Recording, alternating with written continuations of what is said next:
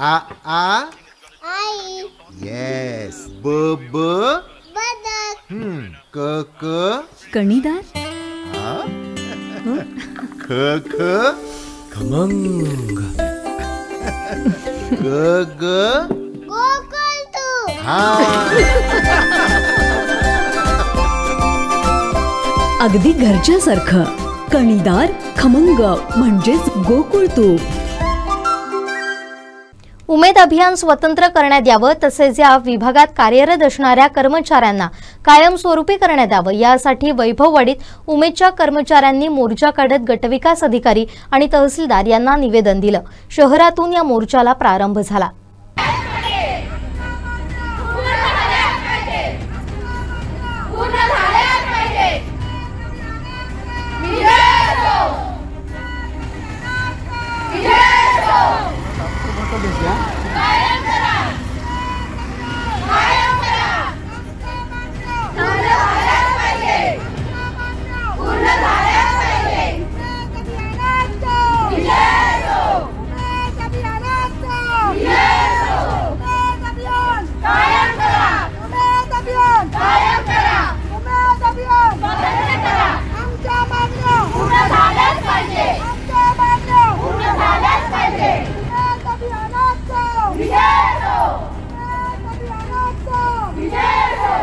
आम्ही उमेद विभागाकडून CRP म्हणून आहोत, ICRP, आणि आमचा उमेद विभाग हा स्वतंत्र व्हावा, कायम व्हावा, ह्याच्यासाठी आम्ही आज मोर्चा काढलेला आहे. आमचं उमेद अभियान हे 2017 पासून आमच्या वैभववाडी तालुक्यामध्ये चालू आहे.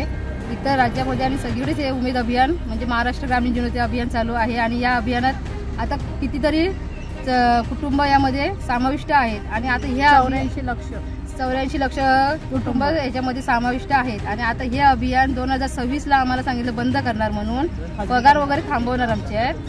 तर आमचं म्हणणं असं आहे की हे आमचं उमेद अभियान हे स्वतंत्र झालं पाहिजे, कायम झालं पाहिजे आणि त्याचा लाभ सगळ्यांना परत भेटायला पाहिजे.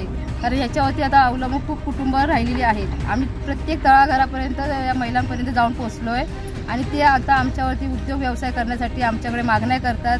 ते आम्हाला कर्ज प्रस्ताव करून द्या, सगळ्या उद्योग व्यवसाय करायचे त्याची सगळी व्यवस्था करून द्या, असे सगळे आमच्याकडे मागण्या करतात. पण आता आम्हाला जर पुढे आमची वाटचाल नसेल तर आम्ही त्यांच्यापर्यंत पोहोचू शकणार नाही.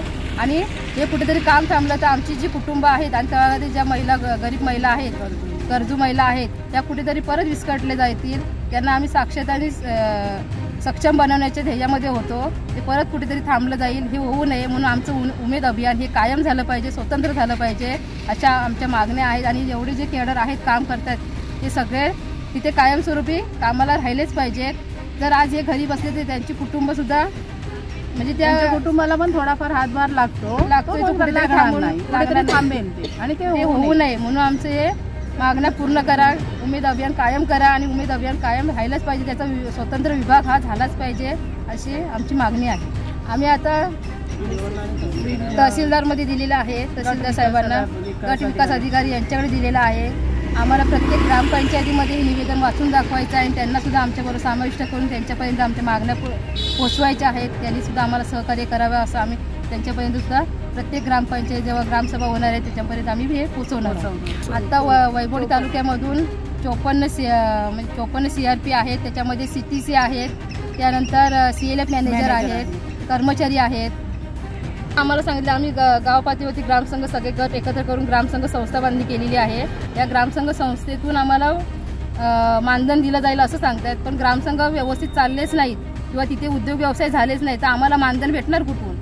जर त्यांच्यापर्यंत आम्ही गेलो नाही किंवा आमचं मानधन होत नाही म्हणून आम्ही त्यांच्यापर्यंत जाऊ शकणार नाही, तर हे झालं असं तर आम्हाला ग्रामसंघातून सुद्धा मानधन भेटणार नाही. म्हणजे कुठेतरी परत थांबलं जाईल. मग ते होऊ नये. ग्रामसंघातूनचं उत्पन्न जर वाढलं तरच आम्हाला मानधन भेटणार आहे, पण उत्पन्न वाढलं नाही तर आम्हाला मानधन भेटणार नाही, असं त्याचं हे आहे. ते होऊ नये तर आम्हाला शासनाच्या याच्यामध्ये घेतलं पाहिजे.